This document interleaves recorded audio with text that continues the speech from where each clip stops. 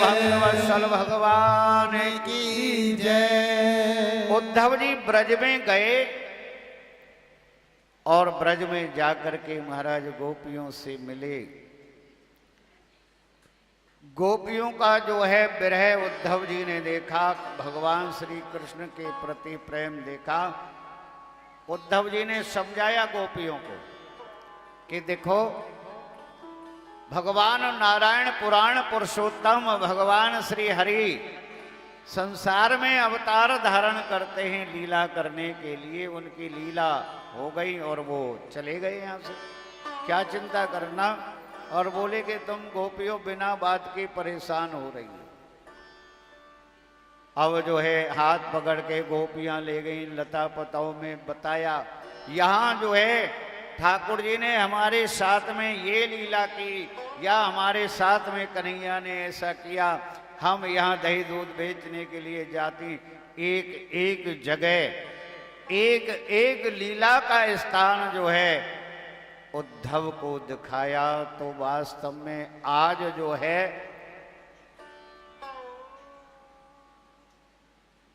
उद्धव जी ज्ञान को तो भूल गए और गोपियों की भक्ति को देख करके, और महाराज गोपियों की भक्ति में सराबोर हो गए। ऊधो तो सीधो भयो करे प्रेम की बात। आज उद्धव जी का ब्रह्म ज्ञान गोपियों ने नष्ट कर दिया, समाप्त हो गया। आ गए जो है द्वारका लौट करके, भगवान कृष्ण ने देखा तो उद्धव जी ने प्रणाम किया और कहा कि प्रभु वास्तव में जो है आपका जो प्रेम है, आपकी जो लीला है बड़ी अपरंपार है, बड़ी विचित्र है। प्रभु गोपियां आपके दर्शन के लिए ऐसे लालायित हो रही हैं, ऐसे जो है गोपियां तरस रही हैं जैसे जल में से मछली को बाहर निकाल देते हैं और मछली तड़पती रहती है। आपके बिना प्रभु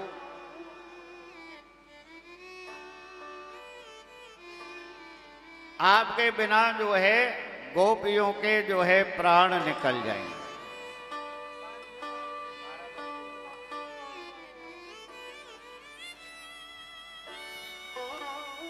अब जो है उद्धव जी की बात समझ में आई।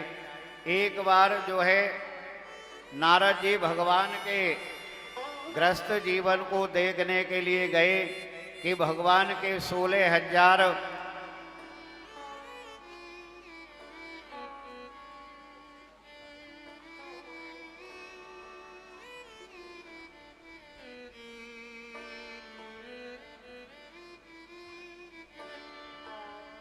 आप लोग ये बात कर लीजिए, मैं आप लोगों की बात सुन लेता हूं, कथा तो बाद में कर लेंगे।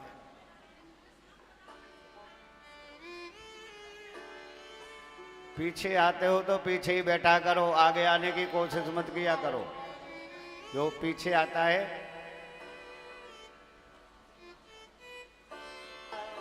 अच्छा एक बात बताओ, पहले आप लोग ये बताओ कि कथा सुनने के लिए आते हैं कि टाइम पास करने के लिए आते हैं? टाइम पास करने के लिए, क्योंकि जो है मैं कई दिन से ये नोट कर रहा हूं, आज कथा का विश्राम है, बता देता हूं। जहां पर बैठ करके आप भगवान की कथा सुन रहे हैं, जिस स्थान पर बैठ करके, तो आप उस स्थान के बारे में विचार कीजिए कि वो स्थान, और वो भी मंदिर में बैठे पानी की झूठी बोतल पी पी करके यही फेंक जाते हो। यानी कि जो आप कथा सुन रहे हो यही बराबर कर रहे हो। यही फल है कि केवल सुख सुविधा, जहां आप कथा में बैठे हैं, आपको यदि पहले तो कोशिश करो कि ध्यान लगा करके सुनो, लेकिन नहीं इस पे कुर्सी नहीं है, इसको तू आ जा इधर, यहाँ बैठ जा, मेरे पास आ जा, तेरी कुर्सी रही। ये क्या है कथा में? जैसे जो है गोकर्ण जी ने जब पहली बार कथा सुनाई तो सब लोगों ने प्रश्न किया कि हमारे लिए जो है विमान क्यों नहीं आया। इसीलिए नहीं आया क्योंकि कथा सुनी। और बस प्रसाद लिया और अपने अपने घर। जयराम जी की हो गई कथा। और बोले कि कथा का मतलब होता है कि जो आप भगवान का नाम सुन रहे हो, जो भी आपको, जितनी भी भगवान की कथा आपको याद रहे, अपने कानों के द्वारा जो है सुनाई पड़ रही हैं, तो आप बार बार उनका चिंतन मनन करिए, भगवान का चिंतन करिए, भगवान के भक्तों का चिंतन करिए। भगवान कैसे प्रहलाद के लिए आए, भगवान कैसे ध्रुव जी के लिए आए, भगवान के कैसे कैसे जो है अनोखे भक्त हुए, भगवान के लिए जिन्होंने सब कुछ त्याग दिया, सब कुछ छोड़ दिया। भगवान की कथाओं को जो है, क्योंकि कराना तो आसान है, कथा कराना तो आसान है, लेकिन कथा सुनना बहुत कठिन है। और आप लोगों पर भगवान की कृपा है, लेकिन सबसे बड़ी मर्यादा तो ये है कि भगवान के मंदिर में बैठ करके कथा श्रवण कर रहे हैं। कथा की मर्यादा तो है ही है, लेकिन मंदिर की भी मर्यादा रखनी चाहिए। रखनी चाहिए कि नहीं रखनी चाहिए? यहाँ पर तेज बोलना, गुस्सा करना, क्रोध करना, लड़ाई झगड़ा करना, प्रसाद के ऊपर धक्का मुक्की करना, आरती में धक्का मुक्की करना, ये सब क्या है? यही है कथा का मतलब? कथा का मतलब ये नहीं है। कितनी बार जो है जीव को बताया गया, आशाओं का हुआ खात्मा। जय हो। क्योंकि हम हैं वही। यदि एक तिल के बराबर भी जो है हमारे कथा में कोई भी बात आ जाए ना, तो संपूर्ण हमारा जीवन जो है बन सकता है, संपूर्ण जीवन बन सकता है। लेकिन आने की बात बहुत दूर है। मैं ये नहीं कह रहा हूं, आप लोगों का कर्म है, आप चाहे जो करें। आप या पानी पी के बोतल यहीं फेंक दो। जिन कुर्सियों पर आप बैठे हो ना, ये भी आपको समेट कर जानी चाहिए। कथा का भाव ये होता है। लेकिन क्या मतलब है, जो करा रहा है वो जाने, हैं आयोजक जाने, हम तो सुनने के लिए आए हैं। जहाँ भगवान की कथा सुननी जाती है, तो हर प्रकार का जो है वहाँ हमें दान करना चाहिए। यानी कि हम अपने शरीर से कोई सेवा कर सकते हैं तो वो करो। हम अपने मन से भगवान का नाम तो ले ही रहे हैं, और हम धन से भी सेवा कर सकते हैं, हर तरह से। एक महात्मा थे, उनका एक शिष्य था पहलवान, लेकिन वो गरीब था। वो महाराज जी के पास जाता, शरीर तो बहुत हट्टा कट्टा है, यानी कि शरीर ठीक है, शरीर से तगड़ा है, लेकिन क्या है कि वो है गरीब।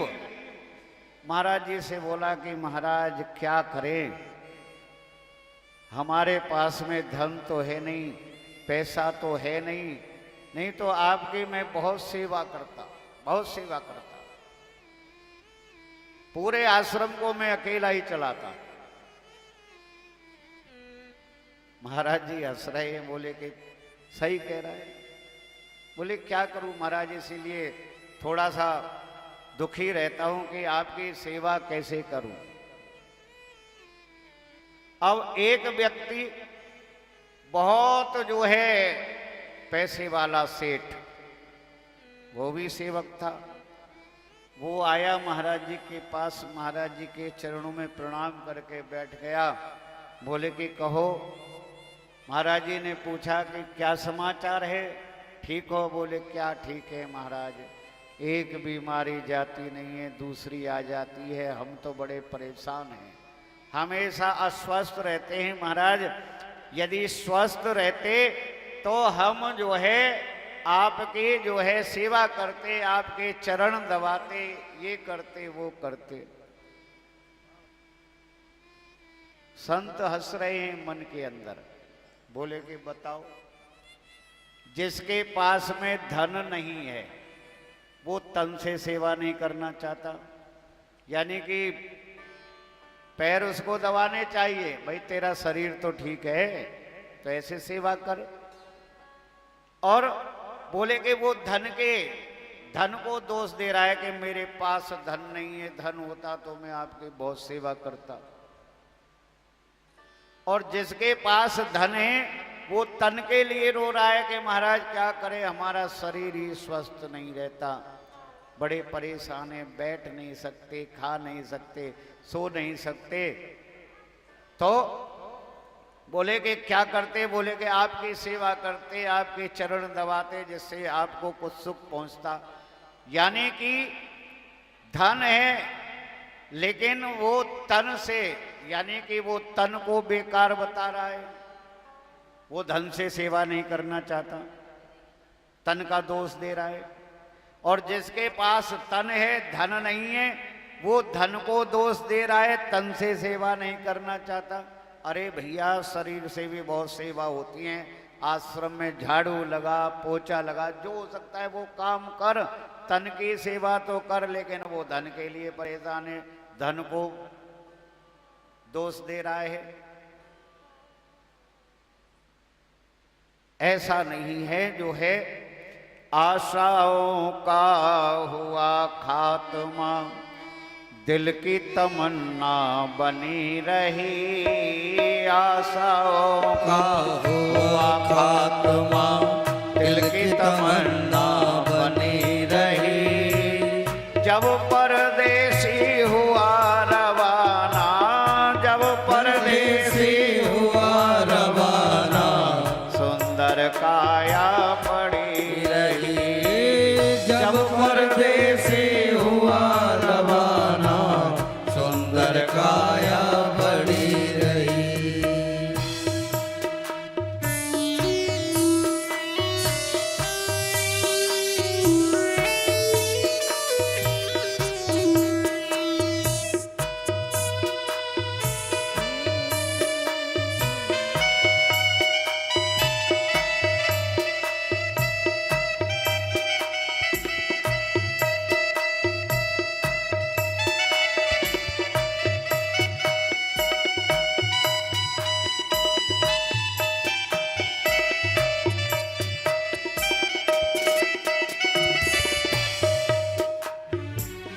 एक पंडित जी अपने घर में पत्रा देखा करते थे।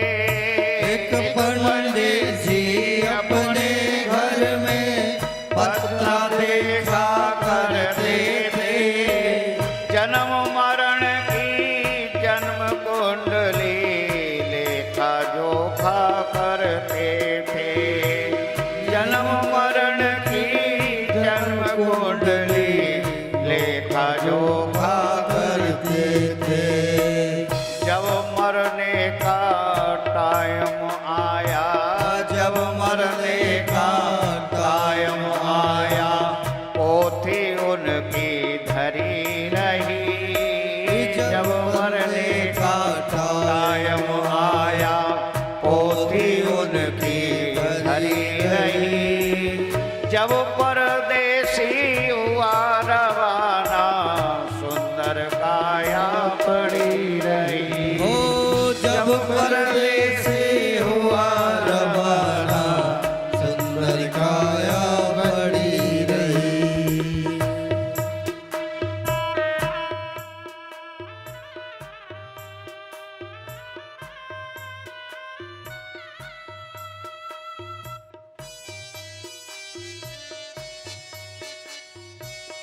राधे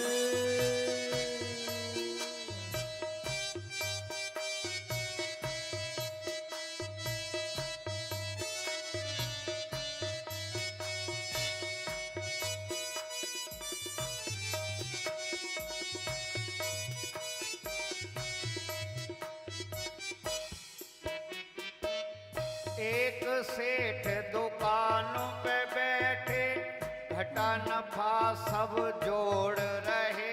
होता है ना बही खाता, उसमें लिखना पड़ता है कितना बचा यानी कितना आया कितना गया, क्या नफा हुआ क्या नुकसान हुआ।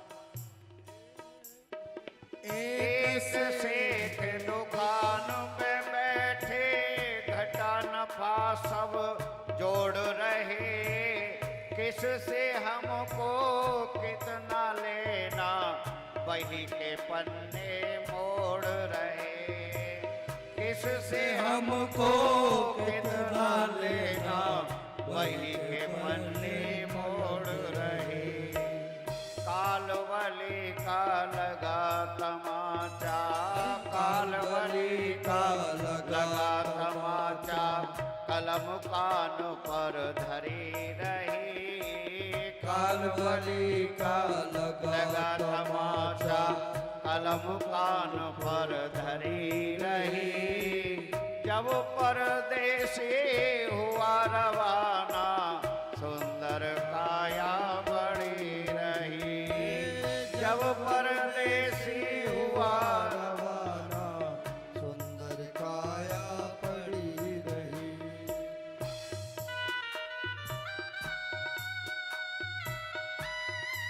बांके बिहारी लाल की जय हो।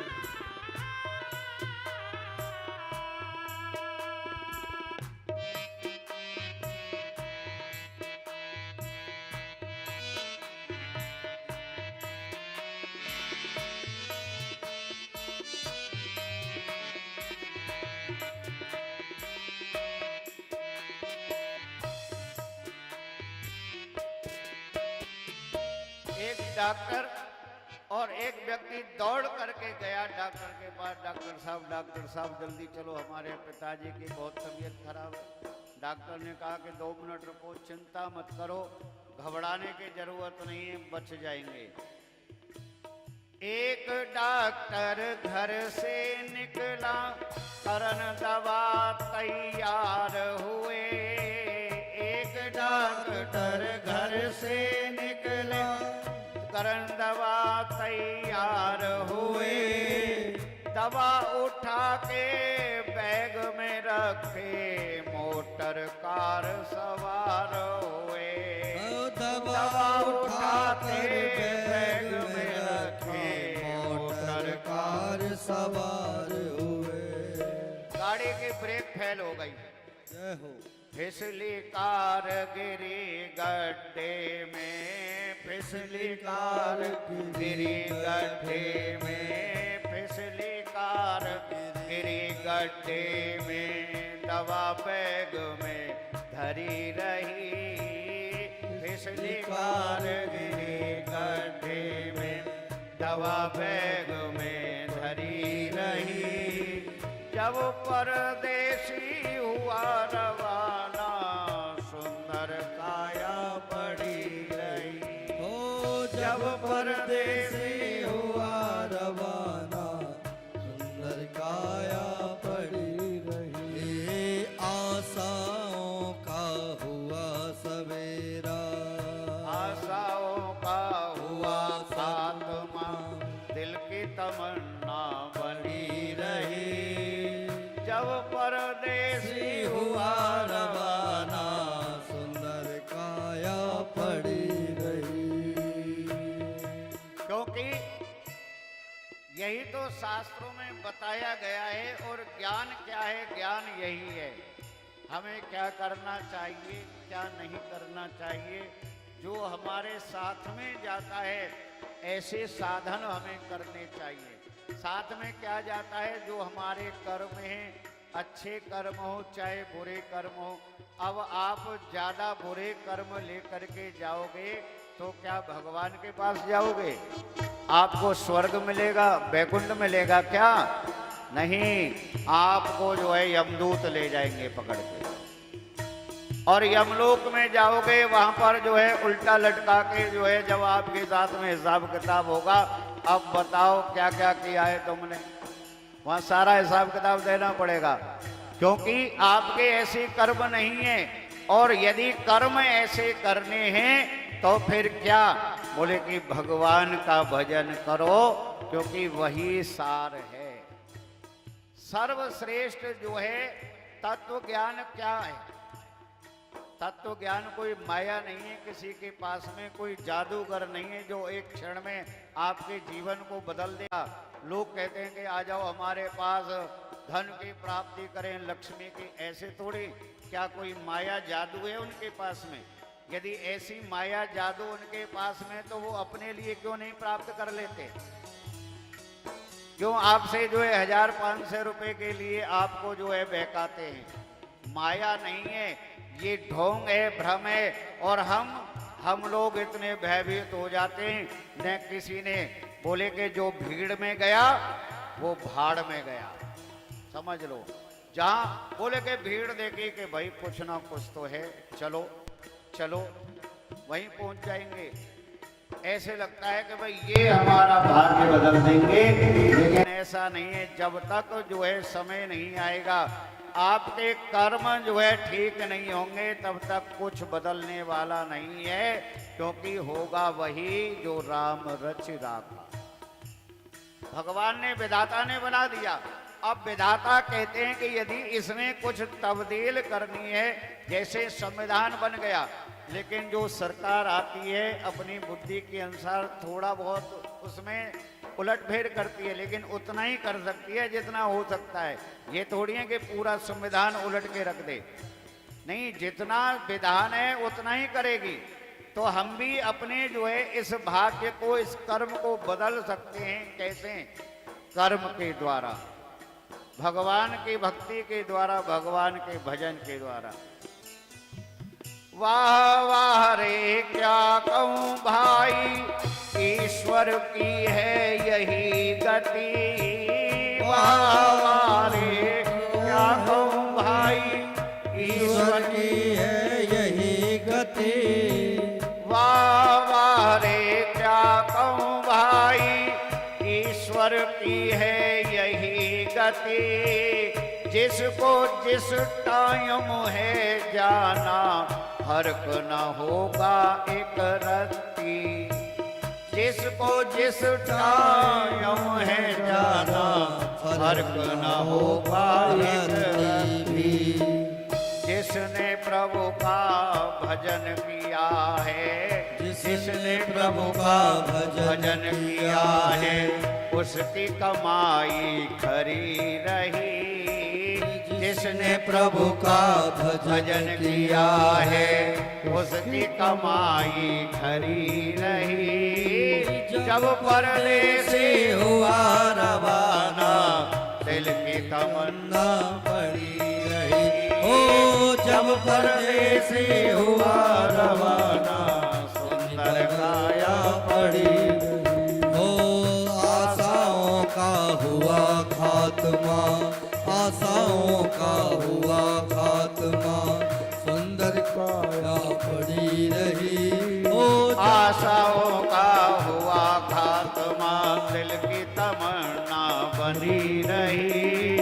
जब परदेसी हुआ रवाना, सुंदर काया पड़ी रही। ओ जब परदेसी हुआ रवाना, सुंदर काया पड़ी रही।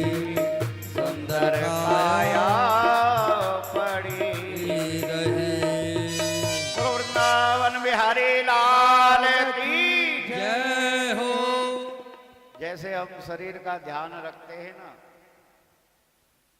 ध्यान रखते हैं ना, कितना ध्यान रखते हैं। तैयार होकर के जाएंगे तो महाराज इत्र सित्र खुशबू बुशबू, क्या बात है, बिल्कुल वीआईपी। हाँ भाई कहाँ जा रहे हैं? बोले कि वहाँ जा रहे हैं स्वागत समारोह में। हमारा वहाँ स्वागत होना है तो थोड़ा लगना चाहिए कोई वीआईपी आया है। जो सबसे बड़ा वीआईपी है उसको तो भूल रहे हो। जैसे हम जो है अपने शरीर को सुंदर बनाने की चेष्टा रखते हैं, कितना भी सुंदर बना लो, लेकिन भैया एक ना एक दिन इसकी वही गति होनी है, इसको खाक में मिल जाना। आज नहीं तो कभी ना कभी तो होगा ही, खाक में मिल जाना है। भगवान की जब ये गृहस्थ की लीला देखने के लिए नारद जी गए, नारद जी ने देखा जब रुक्मणी के महल में गए, रुक्मणी जी चरण दबा रही है। नारद जी बोले कि ये तो रुक्मणी के पास में है। सत्यभामा के महल में गए तो भगवान वहां शयन कर रहे हैं, सत्यभामा पंखे से हवा कर रही है। नारद जी ने ये क्या, रुक्मणी के भवन में गया तो वहां भगवान के चरण दबा रही हैं रुक्मणी जी, यहां भी है। फिर जो है जामवती के जो है महलों में नारद जी गए तो नारद जी ने देखा कि भगवान भोजन कर रहे हैं और जामवती जी परोस के खिला रही है। बोले कि वाह प्रभु, आपकी लीला तो अपरंपार है, यानी किसी रानी को ये पता ही नहीं है कि हमारे पास में नहीं है, सबके पास में भगवान। ऐसा नहीं है, यानी कि जितनी रानियां भगवान उतने ही रूप धारण करके सबकी इच्छा और सबकी मनोकामना पूर्ण करती हैं।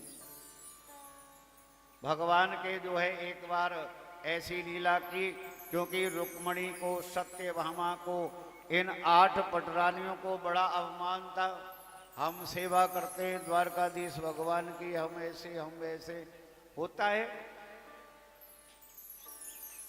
और जो है भगवान ने जब बोले कि इनका अवमान, जब इनका घमंड दूर किया, भगवान ने लीला की। भगवान ने जो है सर पकड़ के बैठ गए। रुक्मणी बोली प्रभु क्या हुआ? बोले कि सर में दर्द है। सर, बोले कि सर में दर्द तो संसारी जीवों को होता है प्रभु, लेकिन भगवान बोले कि मेरे भी सर में दर्द है। दवाई करने लगी और रानियां भी आ गई। क्या हुआ क्या हुआ? भगवान के सर में दर्द है। नारद जी आ गए।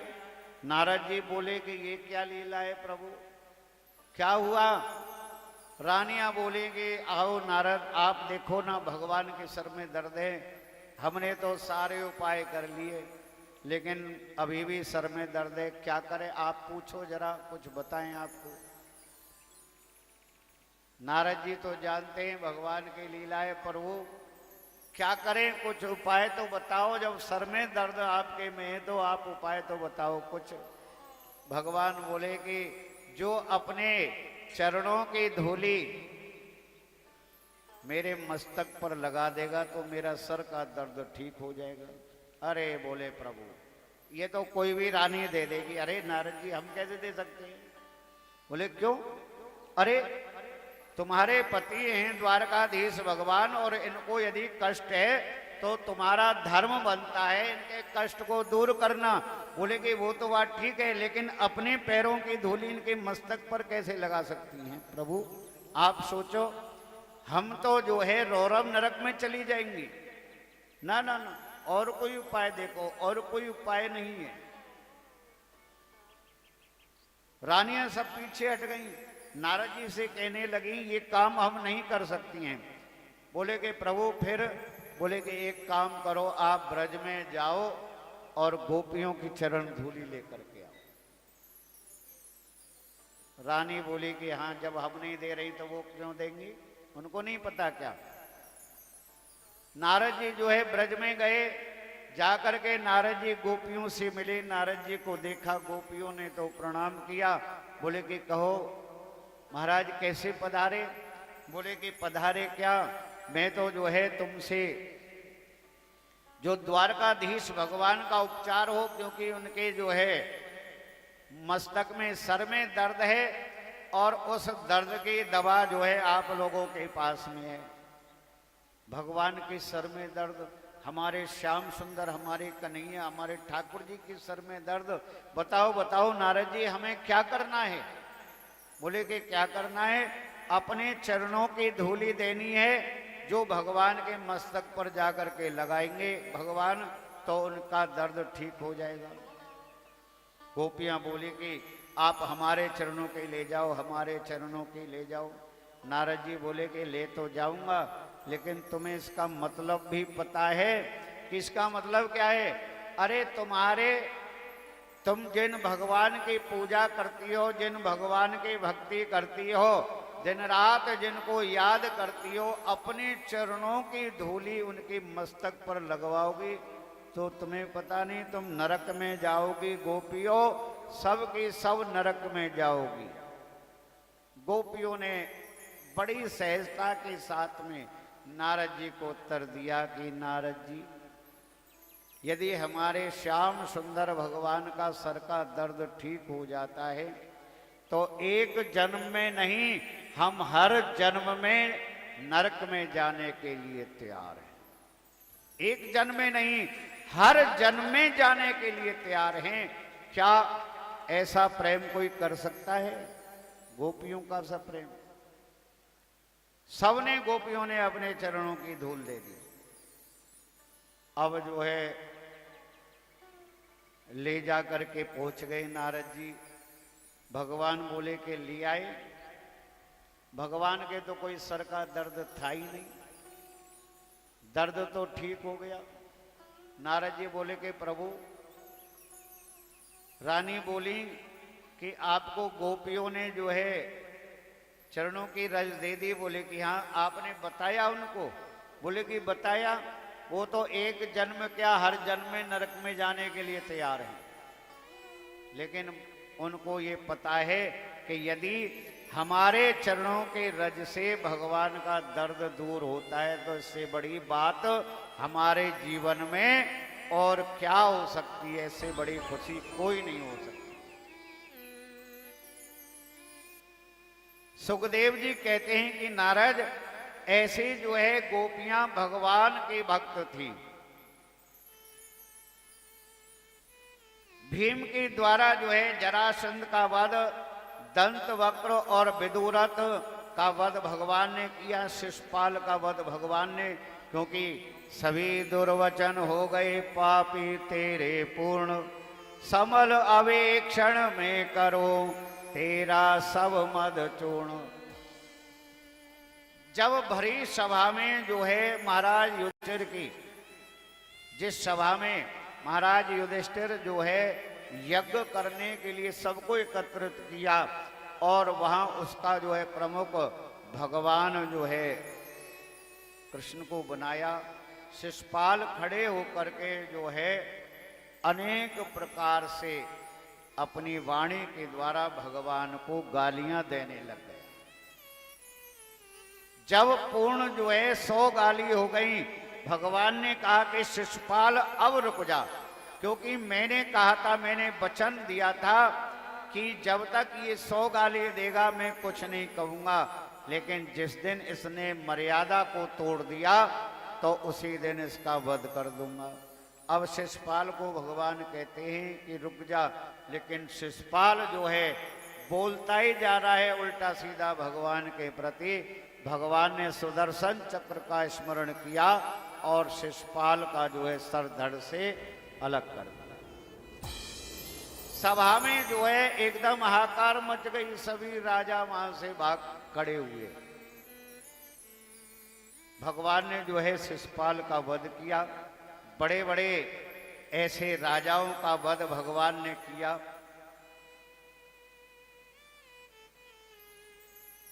सुखदेव जी कहते हैं कि राजन, ये जो भगवान की लीला है और भगवान ऐसे ऐसे राजाओं का वध करते हुए, महाराज परीक्षित ने कहा कि गुरुदेव भगवान एक बात बताओ। बोले क्या?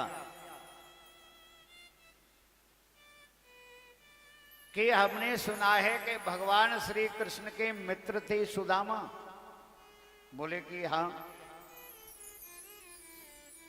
बोले कि फिर जब भगवान श्री कृष्ण द्वारकाधीश इतने संपन्न और सुदामा जी जो है ऐसे गरीब और दरिद्री क्यों?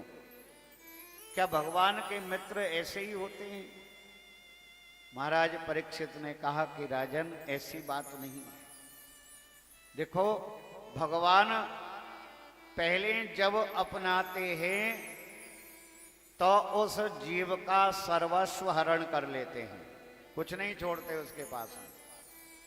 कुछ का मतलब यह है, यानी जीव जब जीव के पास से जब सब कुछ चला जाता है, कुछ रहता नहीं। क्या? बोले कि दुख में सुमरण सब करे, सुख में करे न कोई, और जो सुख में सुमरण करे तो भैया दुख काहे को होए। बात तो वही आ जाती है। भगवान परीक्षा लेते हैं, देखते हैं कि ये कितना रुकता है, कितना इसका दृढ़ संकल्प है। सुदामा जी बोले कि सुदामा जी गरीब हैं, दरिद्री हैं, लेकिन इस बात की सुदामा जी ने कभी चिंता ही नहीं की। भगवान का नाम जप करते थे और प्रसन्न रहते थे। मिल गया खाने को तो ठीक है, और नहीं मिला तब भी ठीक है। लेकिन कभी भी जो है सुदामा जी के विचार में ये नहीं आया कि जो मुझे श्राप मिला जो है कृष्ण के बटके चना खाने से, क्योंकि जो भाग्य में लिखा होता है उसको कोई बदल नहीं सकता। अब कहते हैं कि मिथ्या में जो है किसी ना किसी को दोष लगा देते हैं, इसने ऐसा कर दिया, उसने ऐसा कर दिया। हम होते तो वहां ऐसा नहीं होने देते, कहते हैं ना बहुत से। इन लोगों की वजह से वहां ऐसा हो गया, यदि हम होते वहां तो कुछ नहीं होता। अरे जब तुम होते ही नहीं वहां तो कल्पना क्यों कर रहे हो? और होते तुम क्या करते? तुम्हारे साथ में भी वही होता, भाई तुम्हारे साथ में भी वही होता। ये तो बड़ी मूर्खता है, ऐसे कर दिया, इनको ऐसे करना चाहिए था, ऐसे करते तो ये बच जाते। ऐसा नहीं है। जहां बोले कि सब जिसको जिस टाइम है जाना, फर्क ना होगा एक रत्ती। ऐसा जो है टाइम है, बिल्कुल फर्क नहीं होगा। तो आज जो सुदामा जी की पत्नी जिनका नाम सुशीला प्रार्थना करने लगे कि ब्राह्मण देव आपसे मैं प्रार्थना करती हूं, आपसे कुछ कहना चाहती हूं। सुदामा जी बोले कहो देवी। लक्ष्मीपति जिसके सका उसे विपत क्यों होए, जिनकी कृपा कटाक्ष से संकट रहे न कोई। मैंने सुना है कि आपके जो सखा हैं भगवान स्वयं द्वारकाधीश हैं। बोले कि हाँ देवी तुमने सही सुना है। बोले कि द्वारकाधीश भगवान तुम्हारे सखा हैं। हाँ। बोले कि लक्ष्मीपति जिसके सखा उसको विपत क्यों हुई। आपके सखा भगवान श्री कृष्ण और आप जो है ऐसी विपत्ति में, ये बात जो है मेरी समझ में नहीं आ रही। सुदामा जी कहते हैं कि देवी बहुत पुरानी बात है, जब हम साथ पढ़ते थे, एक साथ रहे, खेले कूदे, लेकिन देखो अपना अपना भाग्य है। आज जो है मेरा मित्र द्वारकाधीश है और मैं तो जो हूं तुम्हें पता ही है। ब्राह्मणी बोली कि प्रभु ये तो बात ठीक है, लेकिन देखो देखो नाथ बसन तन पर नहीं है पूरे, ओढ़ने साधन फटे बिछावन भय अधूरे। हमारे बारे में, हमारे बच्चों के बारे में तो सोचिए। सुदामा जी कहते हैं क्या सोचूं देवी बताओ। अब क्या मेरा मित्र धनवान है तो क्या मैं अपने मित्र से जाकर के धन मांगूं कि मित्र मुझे धन दे, या मित्र मेरी सहायता कर? नहीं ब्राह्मणी, ये सोचना भी पाप होता है। ये सोचना भी पाप होता है। नहीं पास अब तो रहा मुट्ठी भर भी अन्न, धन वैभव सब पाए यदि यदवर होए प्रसन्न। मैं ये नहीं कहती प्रभु, मैं तो ये चाहती हूं कि इतना समय बीत गया, लेकिन आपका एक धर्म तो बनता है, एक फर्ज तो बनता है। आप अपने मित्र से मिलने के लिए तो जा सकते हो, क्या पता उनकी कृपा हो जाए। बोले कि नहीं ब्राह्मणी ये गलत है। बोले क्यों प्रभु? बोले कि अरे देखो मित्रता, अब बोले कि वो राजा महाराजा और मैं वहां इस वेश में देख रही है, क्या हाल है मेरे, और मैं जाऊंगा तो ये जो है लोग क्या कहेंगे। बोले कि बताओ कैसा मित्र है। नहीं नहीं, मेरे मित्र की जो है बदनामी होगी, मेरे मित्र की बेइज्जती हो जाएगी वहां पर, मैं नहीं जाऊंगा। बोले कि प्रभु द्वारकाधीश हैं, सबके ऊपर कृपा करते हैं, चाहे ज्ञानी हो, चाहे ध्यानी हो, चाहे धनी हो, चाहे दरिद्री हो, भगवान द्वारकाधीश सबके ऊपर कृपा करते हैं, उनके दरबार में सब जाते हैं। तो आप भी यदि उनके दर्शन के लिए चले जाओगे तो कोई बुराई नहीं है। मैं तो ये कह रही हूं कि बहुत समय बीत गया, आप जाओ द्वारकाधीश भगवान के दर्शन करके आओ।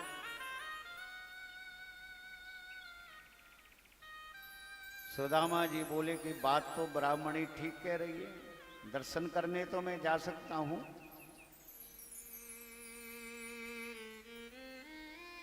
लेकिन ब्राह्मणी तुम्हें पता है राजा के यहाँ पर, ज्योतिषी के यहाँ पर, पंडित जी के यहाँ पर, बहन बेटी के घर जब हम जाते हैं तो कुछ ना कुछ भेंट लेकर के जाते हैं, खाली हाथ नहीं जाना चाहिए। खाली हाथ जाना बोले कि बहुत बड़ा दोष होता है, भेंट जरूर ले जानी चाहिए। अब भेंट क्या ले जानी है ये आप देखो। बोले कि क्या भेंट देगी तू, जाको भरे नहीं पेट, वह देगी क्या भेंट, क्या है तेरे पास में। बोले कि महाराज 2 मिनट रुको, इंतजाम करके लाती हूं।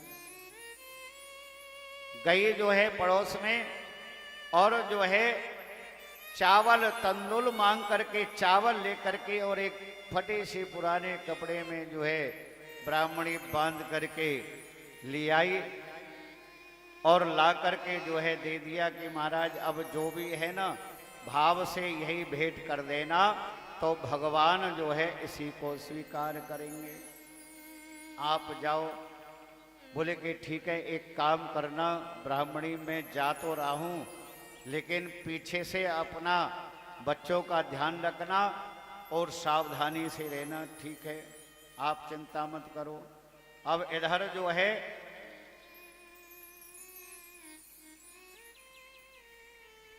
ब्राह्मणी प्रणाम करके जो है विदा करती है। सुदामा जी चल देते हैं। सुदामा जी कहते हैं, मन में सोचते हैं कि वाह प्रभु, वाह द्वारकाधीश, तेरी जो है लीला बड़ी ही अपरंपार है। आप जो है पता नहीं किस रूप में, किस भाव में जो है आप आ जाएं। भगवान आज जो है ब्राह्मणी ने कभी भी जीवन में इस प्रकार जो है जिद नहीं की, लेकिन आज ब्राह्मणी ने जो सुदामा जी को जिद करके भेजा, तो भगवान कहते हैं कि प्रभु आपकी महिमा, आपकी लीला अपरंपार है। चल दिए सुदामा जी जो है।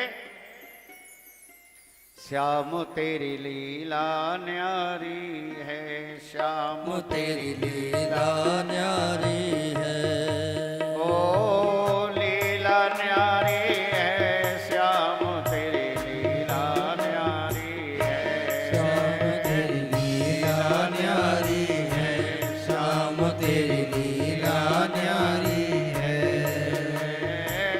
लीला न्यारी है, श्याम तेरी लीला न्यारी है, श्याम तेरी लीला न्यारी है, श्याम तेरी लीला न्यारी है।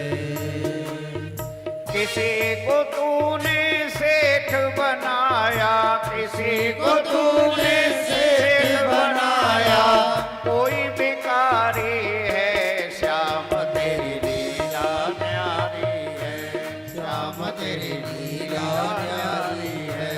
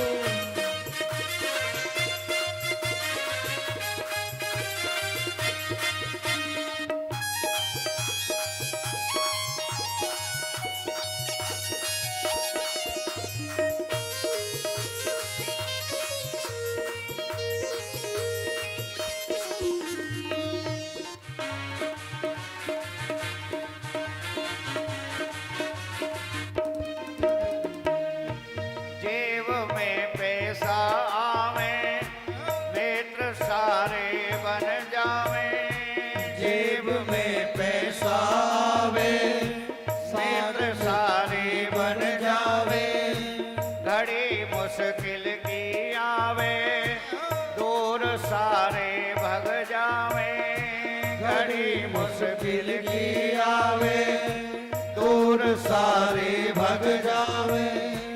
कोई ना मित्र सखा है, ठगा है सबने ठगा है। कोई ना मित्र सगा है, ठगा है सबने ठगा है।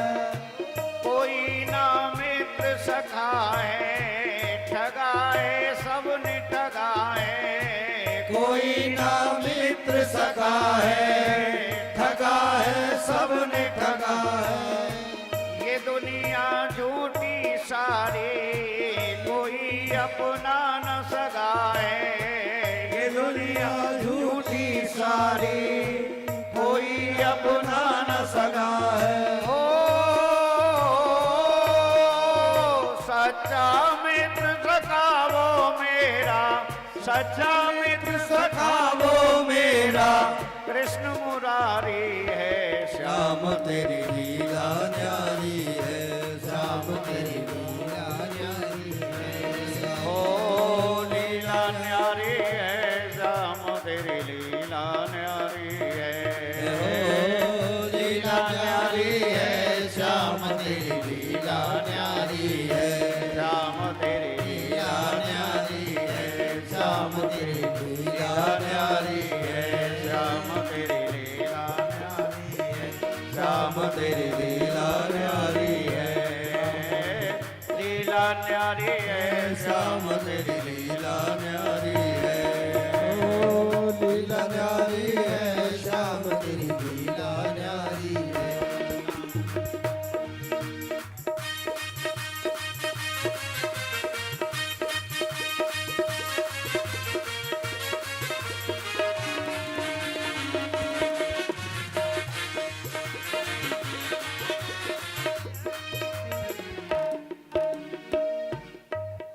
तो सुदामा जी जो है चल दिए।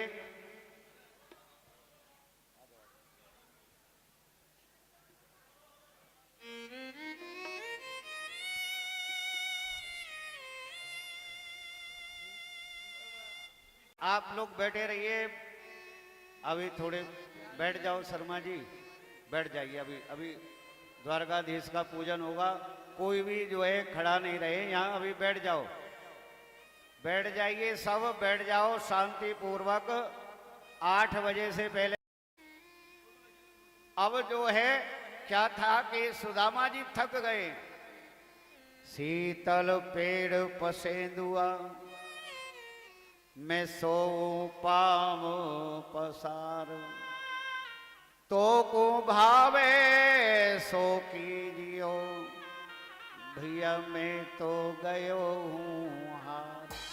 थक गए सुदामा जी।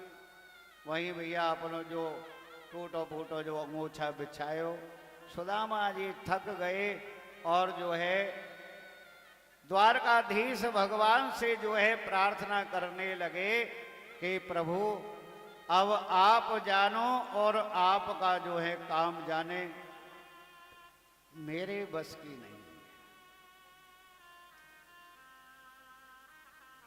बहन जी शादी में नहीं आए आप लोग, सबको पानी की बोतलें पूछ रही हैं और पी करके जो है ये लोग यही फेंक जाते हैं। यहाँ पानी, जहाँ पानी की व्यवस्था है जिसको पीना है वहीं जा करके पियो, ऐसे मत बांटो बीच में। भगवान की कथा हो रही है, यहाँ पर कोई ऐसा फंक्शन नहीं हो रहा है शादी का जो बीच बीच में चाय नाश्ता चल रहा है, पानी चल रहा है। भगवान की कथा हो रही है और जिनको पानी पीना है बाहर जा करके पानी की व्यवस्था है, वहीं पी करके आओ और वहीं जो है कूड़े के ड्रम में बोतल डाल के आओ। बार बार मैं यही कहता हूं आपसे, हर बार कहता हूं, जो जहां पानी पिया पानी की बोतल, ये नहीं सोचते हैं कि हम मंदिर में बैठे हुए हैं अपना झूठन। अरे आपका झूठा जिन कौन उठाएगा, उठा के डालेगा, कोई भी हो चाहे, लेकिन ये समझ लो कि आपको पता भी नहीं चलेगा, आपका पुण्य उसको मिल जाएगा, वो आपकी सेवा कर रहा है असल।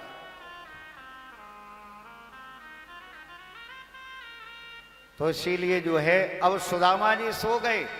भगवान तो अंतर्यामी है, भगवान जानते हैं।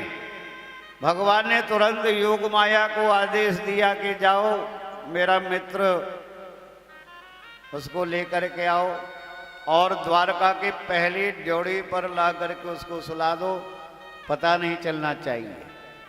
योग माया ने ऐसा ही किया। सुदामा जी को जो है भगवान द्वारका नगरी में पहुंचाया और पहली ड्योढ़ी पर यानी पहला द्वार भगवान का जो द्वारकापुरी का था वहां ला करके सुदामा जी सो गए। अब भगवान के द्वारपाल आए, देखने लगे कि भैया ये कौन पड़ा है यहां बीच में। देखा चारों तरफ घूम करके तो द्वारपाल बोले कि भैया लगता तो ऐसा है कि जैसे कोई ब्राह्मण हो, क्योंकि जो निशानी है भाई गले में माला है, 12 चंदन लगे हुए हैं। कोई जो है गरीब ब्राह्मण है, थक गया होगा बेचारा, लेट गया। अब क्या करें, बोले कि यहां से तो जो है द्वारकाधीश भगवान की सवारी आने वाली है, इनको तो जगाना पड़ेगा। और भैया ऐसे जगाएंगे हम जो है पकड़ के, ब्राह्मण देवताएं क्रोध में आकर के हमको श्राप दे दिया तो। बोले कि क्या करें। फिर जो है द्वारपालों ने कहा एक काम करो भैया, जोर से जो है द्वारकाधीश भगवान की जय बोलो, ये जाग जाए तो। बोलो द्वारकानाथ भगवान की जय। नहीं जगे भैया, फिर बोलो, बोलो द्वारकानाथ भगवान की जय। थोड़े से हिले जरूर है लेकिन जगे नहीं। फिर एक बार बोलो, बोलो द्वारकानाथ भगवान की। जग गए सुदामा जी, जाग गए, चारों तरफ देखने लगे सुदामा जी। सुदामा जी विचार कर रहे हैं कि अरे मैं तो जो है एकदम जंगल में और पेड़ के नीचे नदी के किनारे सोया, ओ भैया यहाँ तो जो है बड़े बड़े ऊंचे ऊंचे महल। सुदामा जी ने सोचा कि कहीं मर के स्वर्ग में तो नहीं आ गया मैं, हैं? द्वारपाल खड़े हुए हैं भगवान के जो है, बोले कि ये क्या भैया, यहाँ तो बड़ी है लाइट वाइट, बड़ा हिसाब किताब बना हुआ है, क्या बात है भैया। सुदामा जी जो है द्वारपालों से पूछते हैं कि भैया ये बताओ जो है ये कौन सा नगर है, इस जगह का नाम क्या है। द्वारपाल बोले कि महाराज यहां जहां आप खड़े हुए हो इसका नाम है अहम द्वारकापुरी 6 हैं। सुदामा जी तो चौंक गए, बोले कि 6 मतलब द्वारकापुरी 6। मैं तो भैया एक ही द्वारकापुरी समझे हो, 6 द्वारकापुरी है। अब मैं कौन सी में आया हूं ये भी मालूम नहीं है। ओहो, द्वारपाल समझ गए कि थोड़ी सी भाषा का प्रॉब्लम है और हम गुजराती भाषा बोल गए, ये हो सकता है नहीं समझ में आ रहे। बोले महाराज 6 नहीं है, द्वारकापुरी है, एक ही है द्वारकापुरी, जहां आप खड़े हो यही द्वारकापुरी है।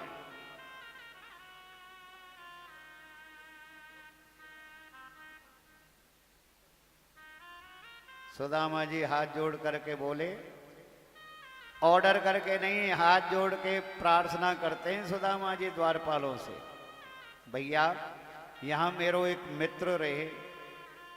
बोले कि अरे मित्र को नाम तो होगा, कौन सी पॉकेट है, कौन सा ब्लॉक है, कछु मकान नंबर, दुकान नंबर कछु तो है। बोले कि भैया क्योंकि सुदामापुरी बहुत बड़ी है, जैसे रोहिणी बहुत बड़ी है, अब कोई नाम से कोई क्या बताएगा। बोले पूरा एड्रेस बताओ। बोले कि एड्रेस C7 179 सेक्टर 8 रोहिणी, ये एड्रेस है। तो बोले भैया, बोले कि आप एक काम करो, अपने मित्र को नाम बता दो। चलो कोशिश करें। बोले भैया मेरे मित्र को नाम है कृष्ण। अरे महाराज ऐसे थोड़ी लेते हैं। द्वारकाधीश भगवान में श्री श्री 1008 महाराजाधिराज श्री कृष्णचंद्र भगवान बोले कि अरे भैया अब तुम चाहे कुछ भी कहो लेकिन हमारो तो कृष्ण है, हम तो कृष्ण बोले। बोले कि भैया जा करके एक बार जो है ये समाचार पहुंचा दो कि सुदामा आयो है।